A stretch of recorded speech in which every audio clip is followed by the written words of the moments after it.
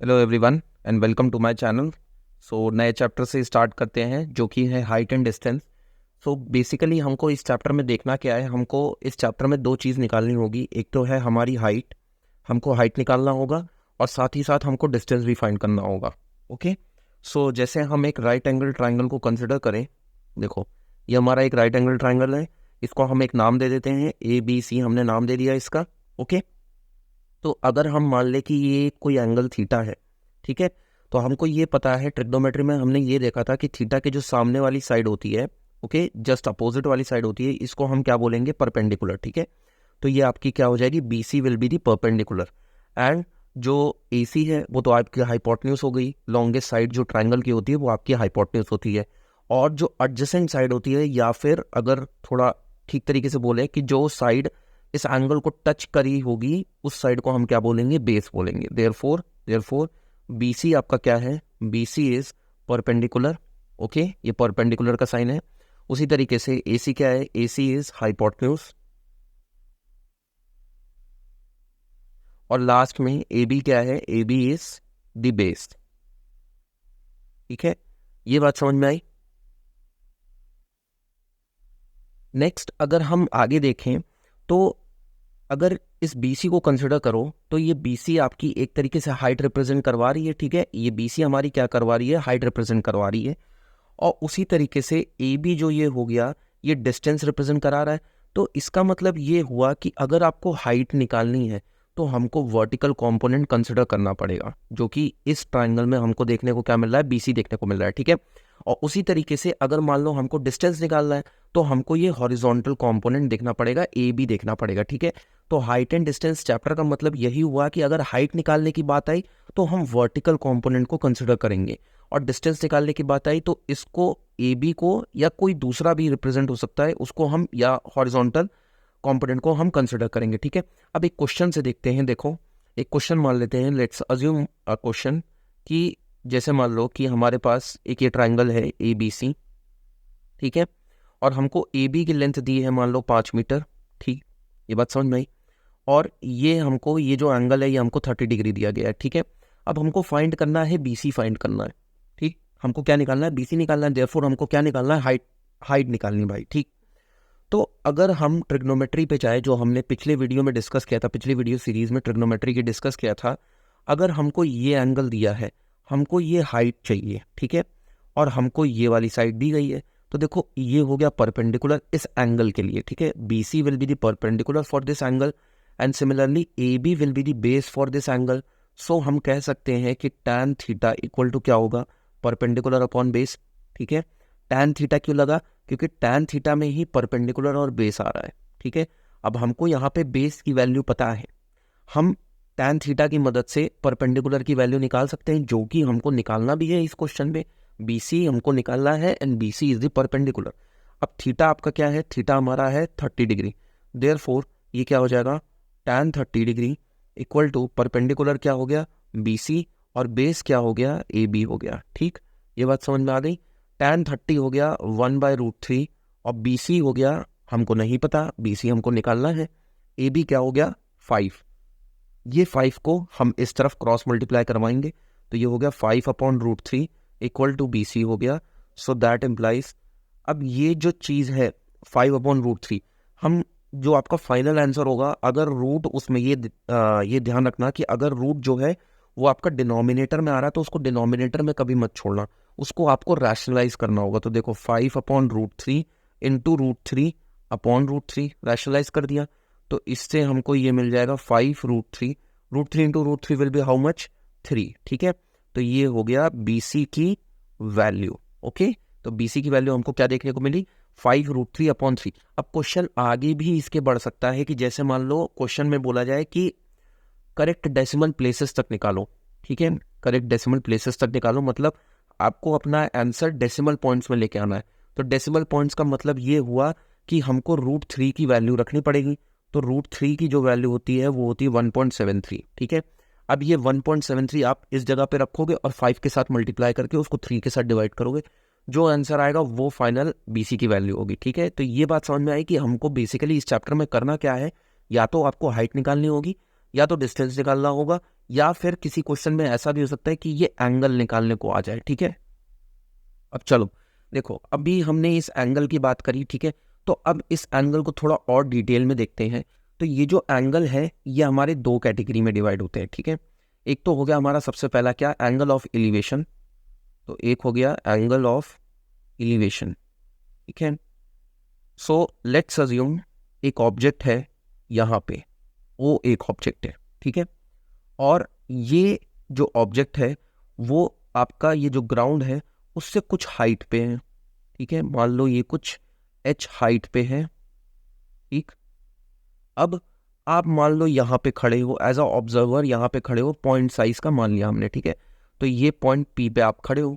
अब इस point P से आप इस ऑब्जेक्ट को देखने की कोशिश कर रहे हो, ठीक है।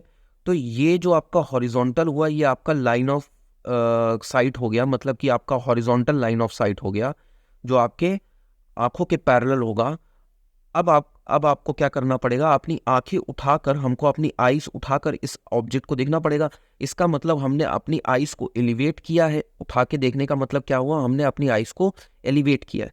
तो एलिवेट करने का मतलब यहाँ पे जो एंगल बनेगा, यहाँ पे जो एंगल बनेगा हॉरिजॉन्टल से, और ये वाली जो लाइन है जिसको हम लाइन ऑफ साइट भी बोलते हैं, ओपी को हम क्या बोलेंगे, लाइन ऑफ साइट भी बोलेंगे, इन दोनों के बीच में जो एंगल बनेगा उसको ही हम एंगल ऑफ एलिवेशन बोलते हैं, ठीक है। तो जब ये एंगल यहाँ से ऐसे एरो यहाँ पे मैंने बना दिया, इसको यहाँ से उठा के ऐसे लेके गए, तो ये जो एंगल बना इसी को हम क्या बोलते हैं, एंगल ऑफ एलिवेशन बोलते हैं, ठीक है। बात समझ में आई। अब एक और एंगल है जिसको हम बोलते हैं एंगल ऑफ डिप्रेशन, ठीक है।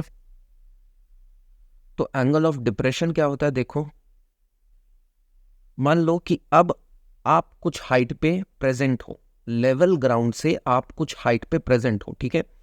तो ये हम यहाँ पे कुछ हाइट पे मान लो इस तरीके से खड़े हैं, ठीक है। और ये वो हाइट हो गई और ये हॉरिजॉन्टल हो गया, ठीक है। ये आपका हॉरिजॉन्टल लेवल ग्राउंड हो गया और यहाँ पे आप खड़े हो, ठीक। अब यहाँ पे एक ऑब्जेक्ट है और उसको आप देखने की कोशिश कर रहे हो, ठीक है। तो यहाँ से आपको अपनी आईज को थोड़ा नीचे करना पड़ेगा, मतलब डिप्रेशन आया, ठीक है, डिप्रेशन आया। अब हॉरिजॉन्टल से ये देखो, ये जो हॉरिजॉन्टल है यही लाइन इसके भी पैरेलल हो जाएगी। तो ये हॉरिजॉन्टल से यहाँ जो एंगल बना, ठीक है, यहाँ जो एंगल बना इसको हम एंगल ऑफ डिप्रेशन बोलते हैं। तो मान लो let's assume this as theta. तो ये जो थीटा हुआ लाइन ऑफ साइट के बीच में और हॉरिजॉन्टल के बीच में, हमेशा ध्यान रखना एंगल किसके बीच में बनेगा, लाइन ऑफ साइट के बीच में और हॉरिजॉन्टल के बीच में। एलिवेशन में भी हमको यही देखने को मिल रहा था और यहाँ डिप्रेशन में भी हमको यही सेम चीज देखने को मिल रही है, ठीक है। तो ये जो थीटा बना इसी को हम क्या बोलते हैं, एंगल ऑफ डिप्रेशन। अब देखो ये लाइन और ये लाइन पैरेलल है, देयरफॉर ये जो एंगल है वो इस एंगल के बराबर हो जाएगा, जो कि आपका क्या हो जाएगा, थीटा ही हो जाएगा। क्यों बराबर हो जाएगा भाई, ऑल्टरनेट इंटीरियर एंगल्स हो जाएंगे, ठीक है। तो ये भी थीटा हो गया। अब बेसिकली देखा जाए तो एंगल ऑफ एलिवेशन और एंगल ऑफ डिप्रेशन दोनों सेम चीज है, ठीक है, कुछ ज्यादा अंतर नहीं है। अगर मैं एंगल ऑफ एलिवेशन को यहाँ पे मान लो ऐसे लाइन खींच दें, हम एक लाइन पैरेलल कर दें, तो ये थीटा इसके ही बराबर हो जाएगा ऑल्टरनेट इंटीरियर एंगल से। सेम यहाँ डिप्रेशन में भी हमको वही चीज देखने को मिल रहा है, ठीक है। तो घुमा फिरा के बात वही है, ठीक है। तो समझ में आया कि एंगल ऑफ एलिवेशन क्या होता है और एंगल ऑफ डिप्रेशन क्या होता है। जब एलिवेशन की बात आएगी तो आप नीचे से ऊपर देखने की कोशिश कर रहे हो, ठीक है, और डिप्रेशन की बात आएगी तो आप ऊपर से नीचे देखने की कोशिश कर रहे हो, ठीक है, ऑब्जेक्ट को। तो ये दोनों एंगल हो गए। अब कुछ क्वेश्चंस है वो हम देख लेते हैं, और क्वेश्चन मैं लगा किससे रहा हूँ, ML अग्रवाल से मैं लगा रहा हूँ, ठीक है। तो ML अग्रवाल के जितने भी क्वेश्चन है वो सारे हम इस वीडियो में डिस्कस करेंगे, सो बने रहिएगा वीडियो में। चलिए क्वेश्चन देखते हैं। चलो तो क्वेश्चन नंबर 1 से स्टार्ट करते हैं। सो पहले तो क्वेश्चन को ढंग से पढ़ते हैं, उसके बाद जो चीज़ इंपॉर्टेंट है इस चैप्टर में वो है कि अगर आपने इसका डायग्राम बना लिया, ठीक है, अगर किसी तरीके से आपने इसका डायग्राम बना लिया तो आधा क्वेश्चन आपने सॉल्व कर लिया, ठीक है। तो डायग्राम बहुत इंपॉर्टेंट है इस पूरे चैप्टर में। देखो क्वेश्चन देखो क्या बोल रहा है, अ टावर स्टैंड्स वर्टिकली, किसकी बात करिए, टावर की बात करी जा रही है, और वो कैसे स्टैंड कर रहा है, वर्टिकली वो स्टैंड कर रहा है ऑन द ग्राउंड। तो सबसे पहले क्या करो, स्टेप बाय स्टेप सारी चीजें सॉल्व करनी होगी। इसमें एक ग्राउंड बनाओ, ठीक है, ये हमने ग्राउंड बनाया, इसके ऊपर एक टावर को खड़ा कर दो इस तरीके से, ठीक है, ये टावर हमारा खड़ा हो गया। From a point on the ground, अब बोला है कि ग्राउंड पे एक पॉइंट है, अब वो पॉइंट हम लेते हैं which is 15 metre away from the foot of the tower. अब ये जो टावर था, टावर का फुट कहाँ होगा? टावर का फुट ये वाला होगा, ओके, टावर का फुट ये होगा।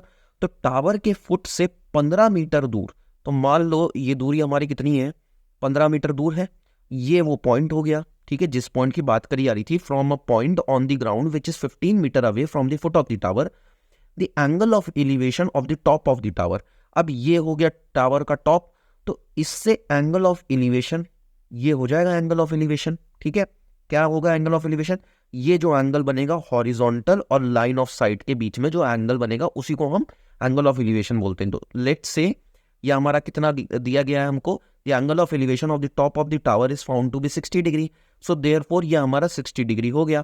Find the height of the tower, हमको क्या बोला है कि हमको ये हाइट ऑफ द टावर निकालनी है, टावर आपका यही था, इसी की हमको हाइट निकालनी है। लेट्स से ये जो आपका टावर है वो x है। सारी बात समझ में आई? क्वेश्चन समझ में आया क्या? एक बार फिर से रिकैप कर लेते हैं। क्वेश्चन में बोला था एक टावर है जो वर्टिकली स्टैंड हो रहा है ग्राउंड पे, ग्राउंड बनाया, टावर को खड़ा किया, उसके बाद बोला था कि टावर के फुट से 15 मीटर की दूरी पे एक पॉइंट है, तो टावर के फुट से मैंने 15 मीटर की दूरी पे एक पॉइंट बनाया, उस पॉइंट से आपके टावर के टॉप पे जो एंगल ऑफ एलिवेशन बन रहा है, ठीक है, तो यही एंगल ऑफ एलिवेशन होगा, ठीक है। तो यहां से जो एंगल ऑफ एलिवेशन बन रहा है वो 60 डिग्री है। अब हमको बोल रहा है कि हमको टावर की हाइट निकालनी है, ठीक, हमको क्या करना है, टावर की हाइट निकालनी है। तो देखो इसको as a right angle triangle अगर हम कंसिडर करें, तो राइट एंगल ट्राइंगल में ये एंगल के लिए, इस एंगल के लिए जो आपको दिया रहेगा, इस एंगल के लिए ये सामने वाली या ऑपोजिट वाली साइड क्या हो जाएगी, मतलब ये जो ए बी है ये क्या हो जाएगा, A B will be the perpendicular, ठीक है। उसके बाद ए सी आपका क्या हो गया, हाइपोटेन्यूज हो गया, भाई लॉन्गेस्ट साइड आपकी हाइपोटेन्यूज होगी। उसी तरीके से बी सी क्या हो जाएगा, बी सी आपका बेस हो गया। अब जो चीज आपको गिवन होगी और जो चीज आपको निकालनी होगी उन्हीं दोनों साइड को आपको लेना है, ठीक है। तो हमको गिवन क्या है, बी सी गिवन है और हमको ए बी निकालना है, इसका मतलब हमको परपेंडिकुलर निकालना है और हमको बेस दिया गया है, इस एंगल के कंपैरिजन में मैं बात कर रहा हूं, ठीक है। तो याद करो परपेंडिकुलर और बेस का टर्म कौन से ट्रिग्नोमेट्रिक रेशियो में आता था, भाई वो हमारा टैन में आता था। टैन थीटा क्या होता था, परपेंडिकुलर अपॉन बेस होता था, ठीक है। अब अगर हम थीटा की जगह ये 60 रख दें तो tan 60 degree equal to perpendicular क्या हो गया, परपेंडिकुलर 60 डिग्री के लिए ये ए बी हुआ, तो ए बी अपॉन बेस क्या हो गया, ये बी सी हुआ, तो बी सी को इधर रख दिया, ठीक है। अब ए बी हमको नहीं पता, जिसको हमने क्या माना है, एक्स माना है। उसके बाद बी सी क्या है आपका 15 है। अब tan 60 की वैल्यू क्या होती है, tan 60 की वैल्यू होती है √3 इक्वल टू एक्स अपॉन 15। सो इससे x की वैल्यू हमको क्या देखने को मिलेगी, x की वैल्यू हमको मिलेगी 15 √3 देखने को मिलेगी, ठीक है। और अगर मान लो क्वेश्चन में दिया जाता है कि √3 की वैल्यू रखो, फॉर एग्जांपल √3 की वैल्यू होती है 1.73, ठीक है, तो हमको फाइनली यहाँ पे √3 की जगह 1.73 भी रखना पड़ेगा और उसको 15 के साथ मल्टीप्लाई करना पड़ेगा, ठीक है। तो अगर यहाँ पे हम 1.73 रखते हैं तो देखो x की वैल्यू कितनी आएगी, 15 इंटू 1.73, ये रखा हमने इसकी वैल्यू, तो इसको मल्टीप्लाई करने पे हमको मिलेगा 25.98 मीटर, हमको ये टावर की हाइट देखने को मिली। ओके, ये बात समझ में आया किस तरीके से मैंने ये क्वेश्चन को सॉल्व किया। चलो नेक्स्ट क्वेश्चन पे आ जाओ, नेक्स्ट क्वेश्चन देखते हैं। ओके, सो क्वेश्चन नंबर 2 देखो, a circus artist is climbing a 20 metre long rope. Okay, अभी हमको रोप के बारे में नहीं बताया गया है कि वो वर्टिकल है कि हॉरिजॉन्टल है, ठीक है। आगे देखो, which is tightly stretched and tied from the top of the vertical pole to the ground, ठीक है। तो अगेन यहां पे बोला गया है कि एक रोप है, उस रोप को इन लोगों ने क्या किया है कि एक पोल पे बांध दिया है, ठीक है, और वो पोल कैसा है, वर्टिकल पोल है, ठीक है। तो हम क्या करेंगे, पहले एक ग्राउंड बनाओ, ये ग्राउंड बनाया हमने, इस ग्राउंड पे हम एक वर्टिकल पोल खड़ा कर दें, ये हमने वर्टिकल पोल खड़ा कर दिया। अब इस पोल से इसके इस पॉइंट से तो आपकी रोप बंधी होगी, इस पॉइंट से रोप बंधी है और कहाँ तक बंधी है, ग्राउंड तक बंधी है। तो हम लेट से यहाँ इस पॉइंट तक मान लेते हैं कि ये जो रोप है यही रोप होगी, ठीक है, यही रोप होगी जो आपकी कहाँ से बंधी होगी, ये बंधी होगी आपके पोल से बंधी होगी और कहाँ तक जा रही है, ग्राउंड तक जा रही है, ठीक है। बात समझ में आ गई। आगे देखो, find the height of the pole, मतलब हमको ये पोल की हाइट निकालनी, तो लेट्स से ये हमारा x हो गया if the angle made by the rope with the ground level, किसकी बात कर रही है, ग्राउंड लेवल की बात हो रही है, ठीक है। तो ये हो गया ग्राउंड, ये हो गया ग्राउंड, इसके साथ जो आपका रोप एंगल बना रही है ये रोप हुई, इसके साथ जो एंगल बन रहा है वो क्या है 30 डिग्री, ओके, ये 30 डिग्री का एंगल हो गया, ठीक। अब हमको क्या बोला है, और रोप की भी हमको लेंथ दी गई है, वो कितना है 20 मीटर। सो देयरफॉर ये कितना हो गया हमारा 20 मीटर हो गया, ओके। अब फिर से इसको एक राइट एंगल ट्राइंगल की तरह अज्यूम करें, तो राइट एंगल ट्राइंगल में ये एंगल जो हमको दिया है उसी के लिए आपको सारी चीजें अज्यूम करनी होगी। इस एंगल के लिए ये सामने वाली साइड या ऑपोजिट वाली साइड जो ए बी है वो क्या हो जाएगा भाई, परपेंडिकुलर हो जाएगा, ठीक है। और इसके लिए जो ये ए सी है वो क्या हो जाएगा, हाइपोटेन्यूज हो जाएगा, ठीक है। तो याद करो परपेंडिकुलर और हाइपोटेन्यूज किसमें, कौन से ट्रिग्नोमेट्रिक रेशियो में आता है, परपेंडिकुलर और हाइपोटेन्यूज हमारा साइन थीटा में आता है, ठीक है। साइन थीटा क्या होता है, परपेंडिकुलर अपॉन हाइपोटेन्यूज होता है, ठीक है। या फिर आप कॉसेक थीटा भी ले सकते हो, हाइपोटेन्यूज अपॉन परपेंडिकुलर भी हो सकता है, ठीक है। तो दोनों में से आप कोई भी लेके सॉल्व कर सकते हो, दोनों से आंसर आएगा। अब थीटा की वैल्यू हमको कितनी दी है, थीटा की वैल्यू हमको दी है 30 डिग्री, क्योंकि हम इस एंगल के लिए कंसिडर कर रहे हैं, ठीक है। तो sine theta equal to perpendicular upon hypotenuse, perpendicular क्या है ए बी, तो ये लिखा मैंने ए बी, हाइपोटेन्यूज क्या है विच इज इक्वल टू ए सी, ठीक है। ये बात समझ में आ गई। ए बी की वैल्यू हमको नहीं पता जो कि आपका एक्स है, और ए सी की वैल्यू क्या है 20 मीटर, 20 मीटर। अब साइन 30 की वैल्यू क्या होती है, साइन 30 की वैल्यू होती है 1/2 इक्वल टू एक्स अपॉन 20 हो गया। सो क्रॉस मल्टीप्लाई करेंगे, सो इससे हमको x की वैल्यू क्या देखने को मिलेगी 20/2 which is equal to 10 metre, ठीक है। तो ये पोल की हाइट जो हमको निकालनी थी, जिसको हमने x माना था, वो वैल्यू क्या आ रही है हमारी 10 मीटर सारी। समझ में आया, बहुत इजी क्वेश्चन था। नेक्स्ट क्वेश्चन पे आ जाओ, नेक्स्ट क्वेश्चन देखते हैं। यस, सो क्वेश्चन नंबर 3 देखो, a kite is flying at a height of 60 metres from the level ground, ठीक है। किसकी बात हो रही है, लेवल ग्राउंड की बात हो रही है, लेवल ग्राउंड की बात हो रही है। इसका मतलब हम पहले तो ग्राउंड बना दें, ये हमने ग्राउंड बनाया, ठीक है, जो आपका हॉरिजॉन्टल रहेगा, ग्राउंड बनाया, और ग्राउंड से 60 मीटर अबव आपकी एक काइट फ्लाई हो रही है, ठीक है। तो ये हम हाइट 60 मीटर मान सकते हैं, ये पूरी जो आपकी हाइट है ये 60 मीटर हो गई। इस पॉइंट पे आपकी काइट है, इस पॉइंट पे हमारी काइट है। उसके बाद बोला है attach to a string inclined at 60 degree to the horizontal. अभी ये लाइन छोड़ दो, 60 डिग्री टू द हॉरिजॉन्टल छोड़ दो, देखो इसको देखो, अटैच टू अ स्ट्रिंग मतलब जो काइट है वो किससे अटैच होगी, स्ट्रिंग से अटैच होगी। अब स्ट्रिंग कैसी होगी भाई, इसी तरीके से, तो ऐसे तो आप उड़ाते हो काइट, ठीक है। इस पॉइंट पे आप खड़े होगे और ये आपकी स्ट्रिंग पूरी अटैच होगी और इस पॉइंट पे आपका काइट उड़ रहा होगा, ठीक है।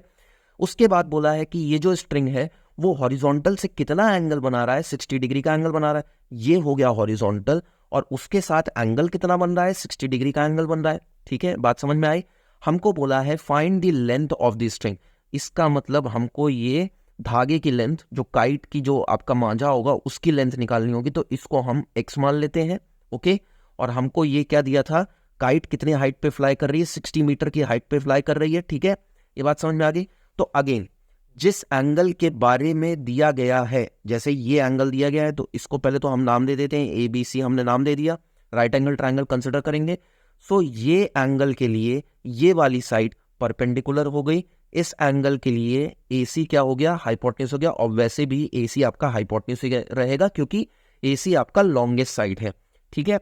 तो अब अगर हम साइन थीटा क्यों कंसिडर कर रहे हैं, क्योंकि परपेंडिकुलर और हाइपोटेन्यूज, परपेंडिकुलर और हाइपोटेन्यूज पिछले क्वेश्चन की तरह परपेंडिकुलर और हाइपोटेन्यूज यहां भी इन्वॉल्व हो रहा है, तो देयरफॉर हम साइन थीटा को कंसिडर करेंगे। तो साइन थीटा इक्वल टू क्या हो गया, परपेंडिकुलर अपॉन हाइपोटेन्यूज।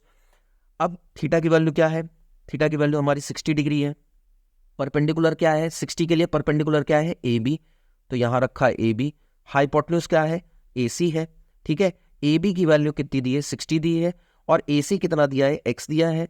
उसके बाद हम साइन 60 की वैल्यू रखेंगे, साइन 60 की वैल्यू क्या होती है √3/2 equal to 60 upon x, x गया इधर, x को अकेला रखेंगे क्योंकि हमको उसी की वैल्यू निकालनी है, तो x गया इधर, देखो 2 इधर जाके 60 के साथ मल्टीप्लाई हो जाएगा और √3 आके नीचे डिवाइड हो जाएगा, ठीक है। ये बात समझ में आ गई किस तरीके से किया है ये। अब देखो क्या करना है, 60 × 2 हो जाएगा 120, तो इसका फाइनल आंसर आएगा 120/3। अब जैसा कि हमने शुरुआत में देखा था कि अगर आपका अंडर रूट अगर आपका नीचे आता है तो हम उसको क्या करते थे भाई, रैशनलाइज करते थे, ठीक है। तो हमको जो ये हमको 120/3 मिला है, इसको भी हमको रैशनलाइज करना पड़ेगा, मतलब √3 ऊपर और √3 नीचे मल्टीप्लाई करना पड़ेगा। तो 120 जब √3 के साथ मल्टीप्लाई होगा तो हमको मिल जाएगा 120 √3 मिल जाएगा, और √3 into √3 will be how much, 3 मिलेगा। तो ये 3 ये 120 को काट देगा, वो कितना हो जाएगा 40। तो आंसर क्या आएगा 40 √3। अगेन √3 की वैल्यू हम रखेंगे, √3 की वैल्यू क्या है 1.73, सो 40 इंटू 1.73 हो जाएगा, और फाइनल आंसर हमको क्या देखने को मिलेगा 69.28 मीटर्स हमको ये आंसर देखने को मिला, जो कि आपकी क्या है काइट की स्ट्रिंग की लेंथ है, जो हमको निकालना था क्वेश्चन में। बात समझ में आ गई किस तरीके से क्वेश्चन सॉल्व किया है? ठीक है, नेक्स्ट क्वेश्चन देखते हैं। ओके, सो क्वेश्चन नंबर 4 देखो, if the length of a shadow cast by a pole be √3 times the length of the pole.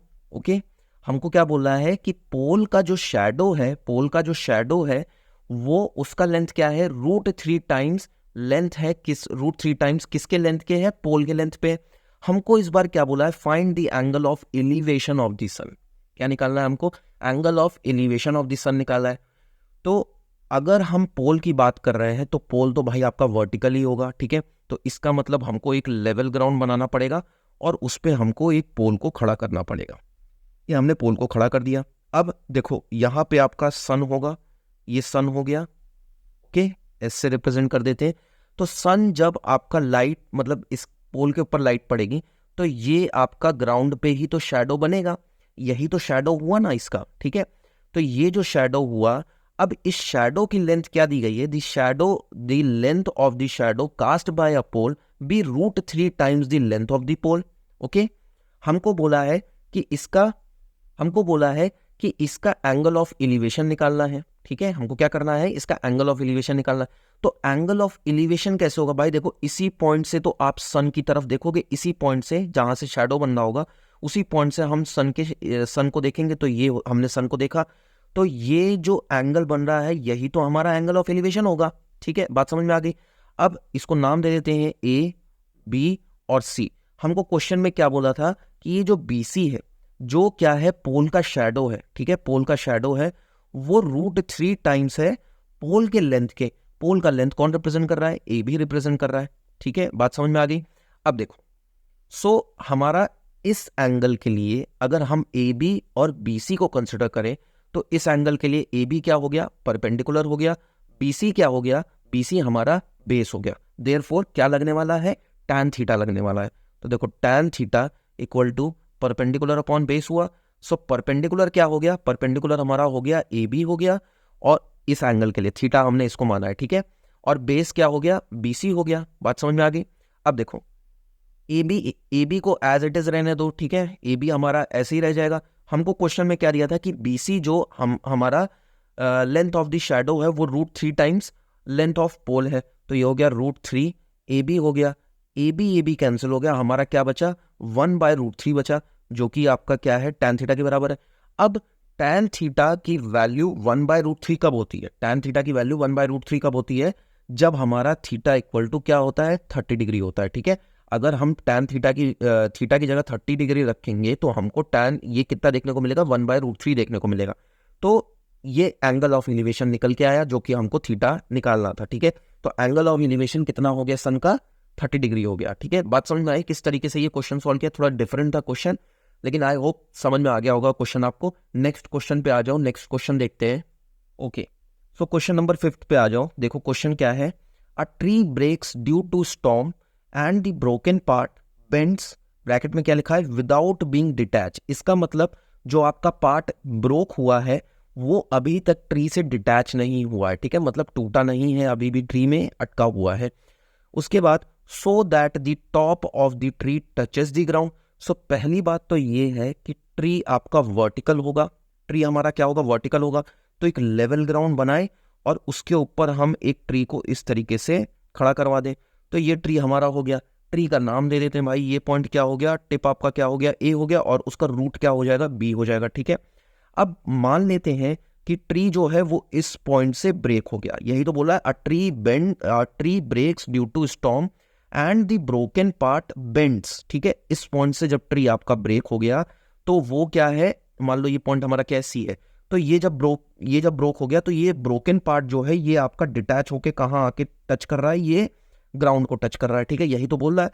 So that the top of the tree touches the ground making an angle of 30 degree with it. So जब ये broken part जो AC है वो आके आपका ये ground को touch करेगा, अब देखो ये जो टॉप था वो आके ग्राउंड को टच करेगा, तो मतलब ये हो गया A, ठीक है, बात समझ में आई। सो अब ये एंगल कितना बना रहा है, 30 डिग्री का एंगल बना रहा है, ठीक है। With it the distance between the foot of the tree, ये हो गया फुट यानी रूट ऑफ द ट्री से या फुट ऑफ द ट्री से जो डिस्टेंस है, to the point where the top touches the ground. अब ये जो टॉप था वो ग्राउंड को कहाँ टच कर रहा है, इस पॉइंट पे टच कर रहा है, ठीक है। जब टूटने के बाद जब वो आया नीचे बेंड हुआ तो वो इस पॉइंट पे टच कर रहा है। तो ये क्या है, डिस्टेंस क्या है, 8 मीटर है, ठीक है, ये 8 मीटर है। Find the height of the tree, हमको क्या करना है, हाइट ऑफ द ट्री निकालना है, ध्यान से सुनो, हाइट ऑफ द ट्री निकालना है, ठीक है। इसका मतलब हमको ये पूरी चीज निकालनी है x, ठीक है। आपकी ट्री की तो हाइट, ओरिजिनल ट्री आपका कितने, यही तो था, AB ही तो था, ठीक है। ये तो पार्ट आपका ब्रेक हुआ है, ठीक। तो अगर हम यहां देखें, अगर इस BC को हम मान लें y मान लें, तो देखो अब इस एंगल के लिए ये BC क्या हो गया, परपेंडिकुलर हो गया, और इस एंगल के लिए ये AB क्या हो गया, बेस हो गया। देयरफॉर क्या लगने वाला है, tan थीटा लगने वाला है। तो tan theta equal to perpendicular upon base हो जाएगा, ठीक है। किस ट्राइंगल को हम कंसिडर कर रहे हैं, इन ट्राइंगल ABC को कंसिडर कर रहे हैं, ठीक है। So in triangle ABC tan theta आपका क्या हो जाएगा, परपेंडिकुलर अपॉन बेस। अब परपेंडिकुलर क्या है, पहले तो थीटा की वैल्यू रखते हैं, तो थीटा क्या हो जाएगा आपका 30 डिग्री हो गया। उसके बाद परपेंडिकुलर क्या है, 30 के लिए BC है, सो BC यहाँ रख दिया। और AB क्या है आपका, बेस क्या है हमारा, AB है, ये हो गया। अब BC की वैल्यू हमने क्या मानी, y मानी, AB की वैल्यू हमको क्या दी गई है, 8 दी गई है।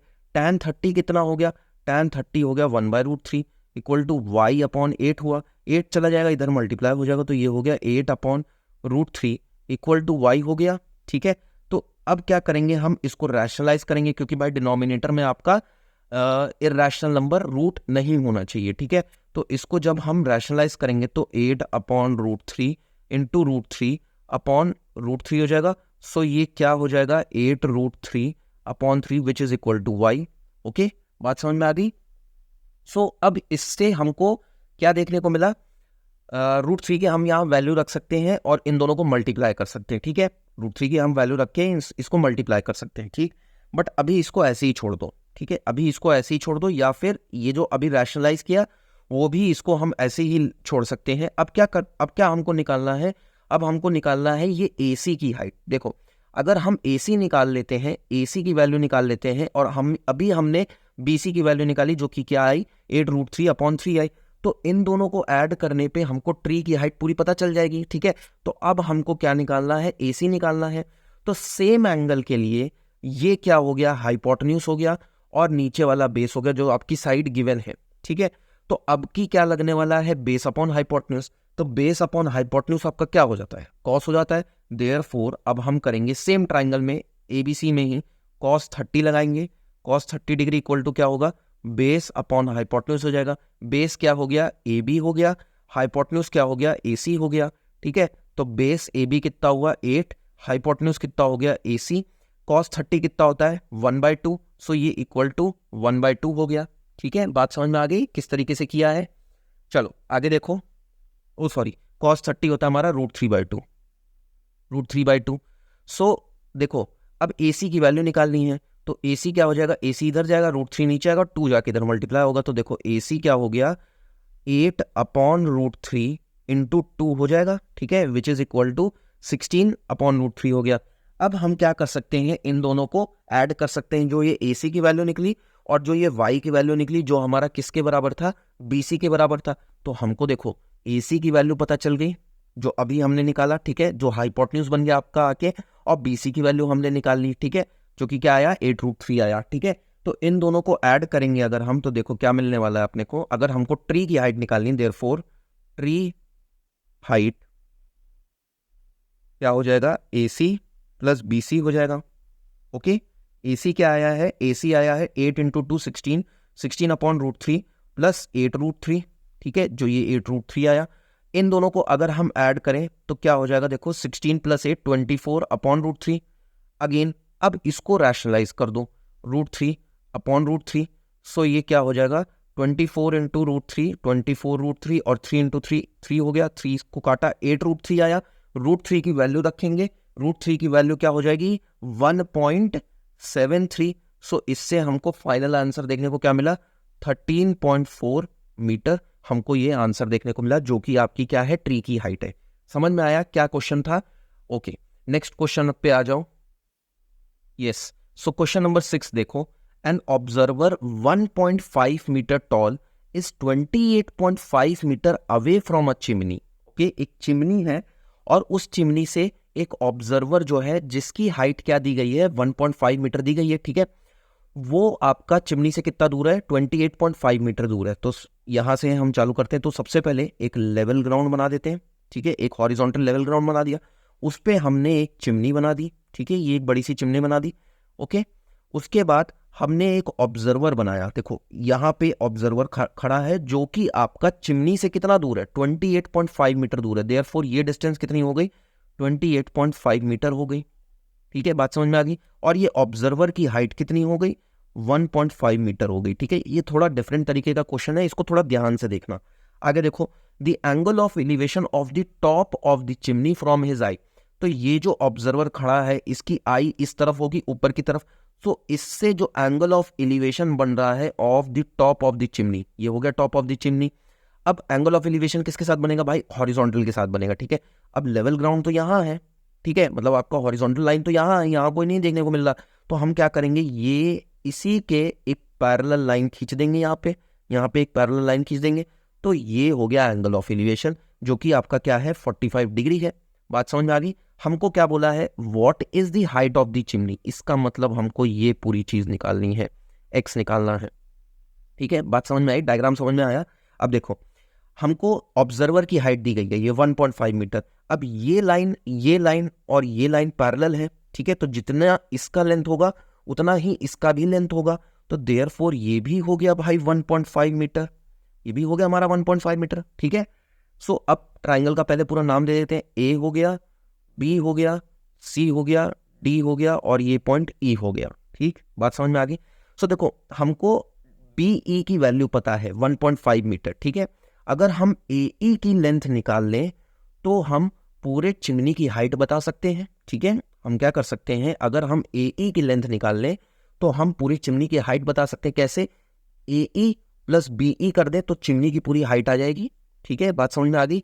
अब देखो, कौन सा ट्राइंगल कंसिडर करना पड़ेगा, हम ट्राइंगल कंसिडर करते हैं ये वाला, ए डी ई कंसिडर करते हैं। तो देखो, in triangle A D E, इसमें एंगल कौन सा है, 45 डिग्री है, 45 डिग्री है, ठीक है। तो 45 डिग्री के सामने वाली जो हाइट है, हमको बेसिकली हमारा मेन मोटिव क्या है, हमको ए ई निकालना है, ठीक है। तो ए ई 45 के लिए क्या हो गया, परपेंडिकुलर हो गया, और ये कितना है, 28.5 है, ठीक है। तो उसी तरीके से डी ई भी आपका 28.5 ही होगा। सो देयरफॉर हम बोलेंगे क्या लगने वाला है, tan थीटा लगने वाला है, क्योंकि परपेंडिकुलर और बेस इन्वॉल्व हो रहा है, ठीक है। तो ये हो गया tan theta equal to perpendicular upon base. अब थीटा की वैल्यू क्या दी गई है हमको, tan 45। तो ये हो गया tan 45 इक्वल टू परपेंडिकुलर हो गया ए ई अपॉन ये कितना हो गया, बेस कितना हो गया, डी ई हो गया। ए ई हमको नहीं पता, इसको ऐसे ही रहने दो। डी ई क्या है आपका, 28.5 है, यही 28.5 तो डी ई बन जाएगा। और tan 45 कितना होता है, 1 होता है, equal to A E upon D E हो गया, ठीक है। डी ई इधर चला जाएगा, तो डी ई की वैल्यू क्या है, 28.5 मीटर इक्वल टू ए ई हो गया, ठीक है। तो ए ई की लेंथ कितनी मिल गई हमको, 28.5 मीटर। अब देखो, ये कितना आ गया, 28.5 मीटर आ गया ए ई, और बी ई कितना है, 1.5 मीटर है। देयरफॉर जो आपका x है, जो कि आपकी चिमनी की हाइट है, वो क्या हो जाएगा, ए ई प्लस बी ई हो जाएगा। तो यहां लिखते हैं हम, देखो ए बी जो कि आपका चिमनी की हाइट है, वो हो गया ए ई प्लस बी ई हो गया।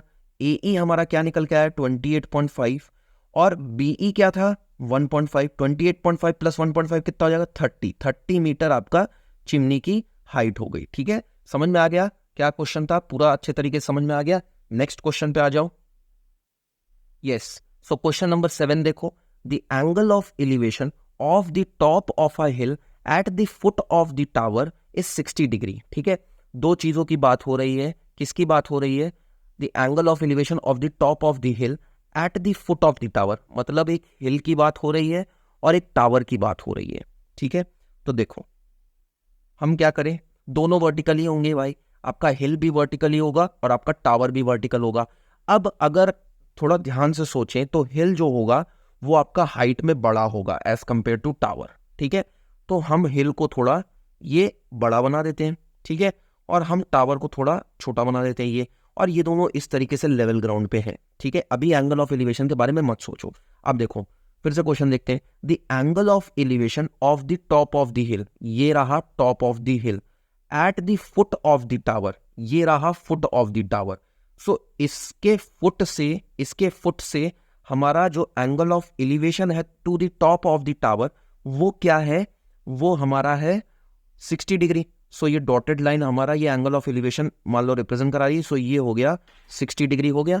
ठीक है, बात समझ में आ गई? आगे देखो, and the angle of elevation of the top of the tower, ये हो गया top of the tower, from the foot of the hill, ये हो गया फुट ऑफ द हिल, इससे जो एंगल ऑफ एलिवेशन है वो है 30 डिग्री, मतलब इसके फुट से इसके टॉप पे क्या है एंगल, 30 डिग्री एंगल है। If the tower is 20 metre high, ये क्या है आपका 20 मीटर हाई है। हमको दो चीजें बोली है निकालने को, हाइट ऑफ द हिल मतलब हमको ये निकालना है, सो लेट्स से ये आपका y है।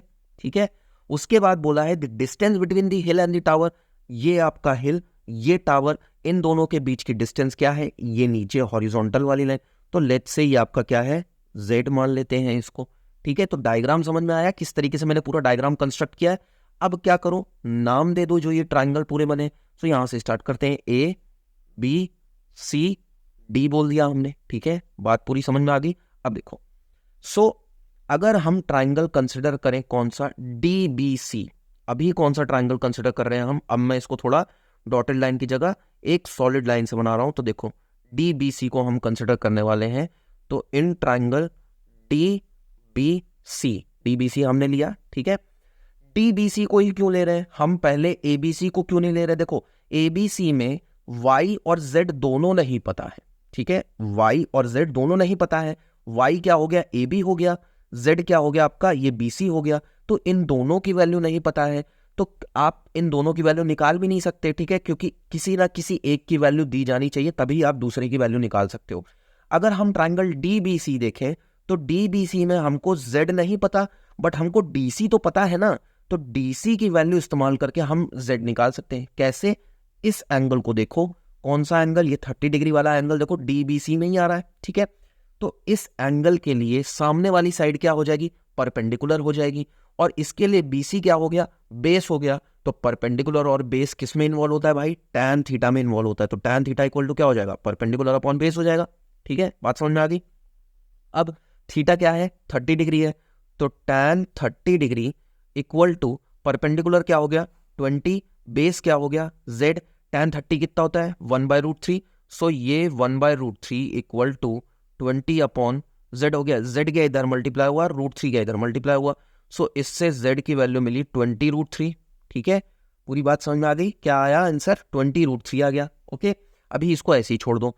उसके बाद तो ये आपने क्या निकाल लिया, ये हमने निकाल लिया डिस्टेंस, सेकंड वाला पार्ट जो हमको बोल रहा था, the distance between the hill of the tower, जो कि आपका z से ही रिप्रेजेंट हो रहा था। ठीक है, वो निकाल लिया हमने, वो कितना आया 20√3 आया। अब हमको बेसिकली क्या निकालना है, ये y निकालना है। तो अब अगर हमको z पता चल गया तो अब हम y निकाल सकते हैं। किस ट्राइंगल को कंसिडर करें, ABC को कंसिडर करते हैं। तो इन ट्राइंगल ABC, अब ABC के लिए एंगल कौन सा हो जाएगा, ये 60 डिग्री वाला एंगल हो जाएगा। 60 डिग्री के लिए AB क्या हो गया, परपेंडिकुलर हो गया, और BC क्या हो गया, बेस हो गया। सो ये हो गया tan 60 degree equal to perpendicular upon base हो गया। परपेंडिकुलर क्या हो गया, AB हो गया which is equal to y, और BC आपका बेस हो गया which is equal to z। tan 60 कितना हो गया, tan 60 हो गया हमारा √3, ये हो गया y अपॉन z, z गया इधर मल्टीप्लाई हो गया, z हमारा इधर मल्टीप्लाई हो जाएगा, सो ये कितना हो जाएगा z √3 इक्वल टू y, और z की वैल्यू हमको पता है, z की वैल्यू क्या आई है 20√3 आई है, सो यहाँ रख दो 20 √3 इंटू √3 इक्वल टू वाई हो गया, √3 इंटू √3 कितना हो जाएगा, 3 हो जाएगा, which is equal to how much, 60। So 20 into 3 कितना हो जाएगा, 60 हो जाएगा। देखो 20 इंटू 3 हो जाएगा which is equal to Y. So इससे वाई की वैल्यू क्या मिलेगी, 60 मीटर मिलेगी। अब जो ये आपने जेड की वैल्यू निकाली थी, यहाँ हमको √3 की वैल्यू रखनी पड़ेगी, ठीक है। हमको क्या करना पड़ेगा, √3 की वैल्यू रखनी पड़ेगी, तभी हमको डिस्टेंस पूरा मिलेगा, ठीक है। वैसे तो हमारा यहाँ आंसर निकल चुका है, ठीक है, सेकंड वाले पार्ट का हमारा आंसर पहले ही आ गया था। सो यहाँ पे सेकंड वाला पार्ट करें, डिस्टेंस कितना है, डिस्टेंस हम किससे रिप्रेजेंट करा रहे हैं, जेड से रिप्रेजेंट करा रहे हैं। सो जेड क्या हो जाएगा, Z equal to 20 √3 which is equal to 20 into 1.73, ये दोनों आपस में मल्टीप्लाई होके क्या देंगे, 34.64 हमारा मीटर आपका क्या आ गया, distance between the hill and the tower. तो समझ में आ गया क्या क्वेश्चन था। चलो, तो अभी तक जितना हमने पढ़ा है, कुछ बेसिक क्वेश्चन देखे हैं, इनको फिर से एक बार रिवाइज करो, सारे क्वेश्चन खुद से लगाओ, ठीक है। अगर कोई डाउट होता है तो मेरे को कमेंट सेक्शन में जरूर बताना। अब नेक्स्ट जो क्वेश्चन आएंगे वो थोड़े डिफिकल्ट क्वेश्चन हम देखेंगे। तब तक के लिए keep learning, keep watching and please subscribe to my channel. Thank you.